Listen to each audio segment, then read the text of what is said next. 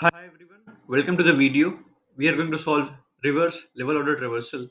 In this question, we will traverse the given binary tree, but in a reverse level order traversal. So what do you mean? What do you mean by level order traversal? So in this, we start from the root, traverse each level, each level, each node of the binary tree, level by level. But however, in this question, we have to reverse the direction, which means we'll start from the bottom leaf elements, leaf nodes, and move upwards one level at a time and finish at the root node. So in example 1, you can see we'll start from the leaf node 3 and 2, and then we will move upwards to reach root node 1. Example 2 will tell you a better picture. You start from the bottom node, bottom leaf nodes 40 and 60, then you'll move upwards 20 and 30, then further you'll move upwards to 10 and okay, 10 is the root node, and which is your answer 40, 60, 20, 30, and 10. So how will I do this question? Let's see. First of all, I will import a DQ because DQ gives us flexibility to use various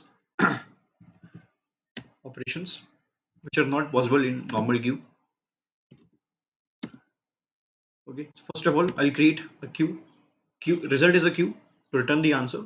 However, queue again is a DQ, and we will initialize it with the root.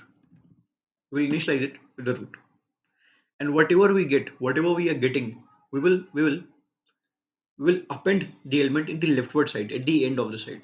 Okay, sorry, in the beginning of the side. Okay, so we are starting traversing in the queue. We'll pop left. We pop leftward element, leftmost element from the queue. Okay, leftmost element from the queue, and then we'll append. Not only append, we'll append in the left. Append in the left of x dot data.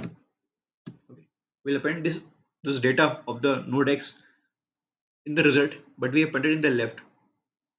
Okay, because we do not have to do level order traversal, we have to do reverse level order traversal. We're starting as usual from the top, we'll go to the bottom, but whatever element we are encountering, we are appending that element to the left side of the result list. Okay, now that we have utilized this node x, we'll check whether this node x has right child or left child. If this node x has right child, we'll append that in the queue so that it can be processed further. If this x has left child, we'll append that in the queue again. After we have processed all the left child, right child, and then its parent also, we have reached the end. At the end, we'll return our answer. Return our answer, which is the queue of result. Let me submit and check the efficacy. As you can see, it does the job pretty effortlessly in very less time, in just 1 second.